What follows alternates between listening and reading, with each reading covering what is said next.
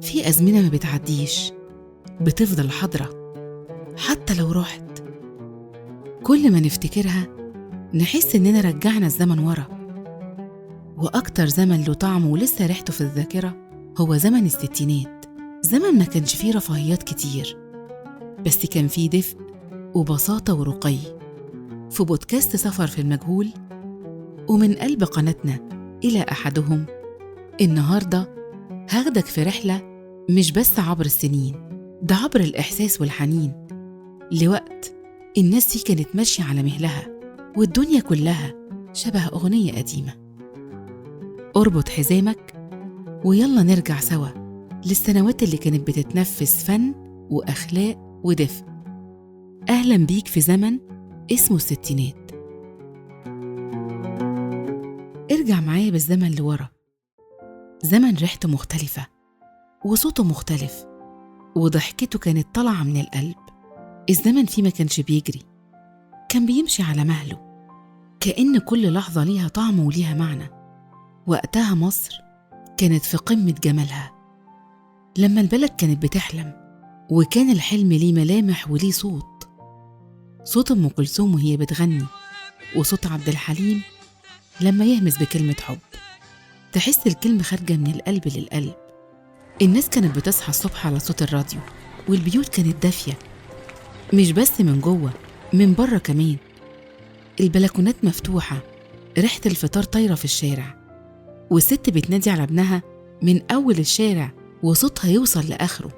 وعادي، لأنه ده العادي، مفيش زحمة ولا دوشة ولا غربة بين الناس.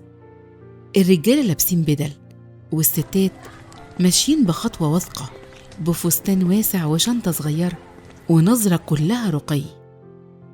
المقاهي كان ليها طعم تاني، مش بس للشيشة والشاي، دي كانت أماكن للكلام، للنقاش، للضحك اللي من القلب. والسينما كانت صالة سحر، ناس داخلة تلبس أحلى ما عندها عشان تتفرج على سعاد حسني أو تسمع ضحكة شويكار أو يعيشوا لحظة حب مع عمر الشريف وفاتن حمام. والسينما وقتها كانت مراية للشارع.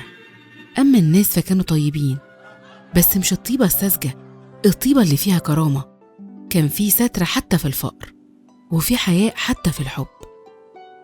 الجار يعرف اسم جاره ويخبط عليه من غير مناسبة، ولو شاف النور مولع طول الليل يسأله مالك، مش يتجاهل. الناس كانت بسيطة بس عمقها كبير، كان في احترام للكبير وللفن وللكلمة وللشارع وحتى للهدوء. الضحكة ما كانتش مستعملة، كانت طالعة من القلب، والدمعة كانت نادرة بس لما تنزل توجع. الستينات ما كانتش وقت جميل وخلاص. الراديو كان سيد البيوت، مواعيد الأغاني كانت مقدسة، والنشرة كانت بتتسمع كأنها خبر شخصي.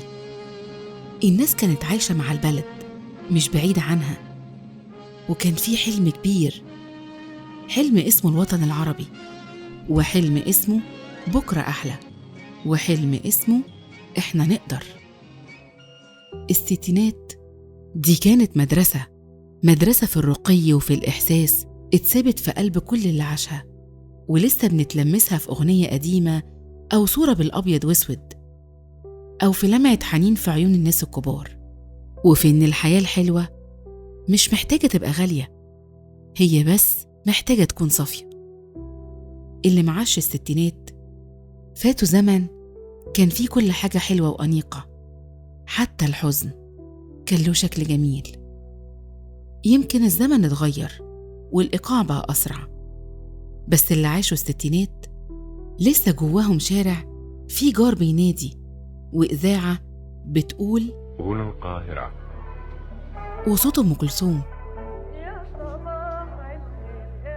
ويمكن اللي معاشهاش يكتفي إنه يسمع عنها ويحاول يعيش بجزء من رقيها، ويصدق إن الزمن الجميل مش دايما ورا، ساعات بيبدأ لما نرجع نتعامل ببساطة ونفتكر إن الجمال الحقيقي كان دايما في التفاصيل الصغيرة.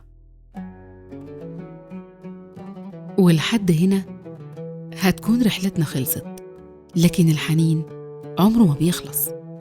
كل مرة نرجع فيها بالذاكرة إحنا بنرجع الروح وبنقول للي عاشوا الزمن ده وحشتونا.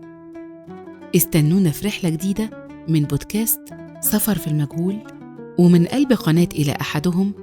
ما تنسوش تشاركوا الحلقة دي مع كل اللي ممكن يكون قلبه هناك في الستينات.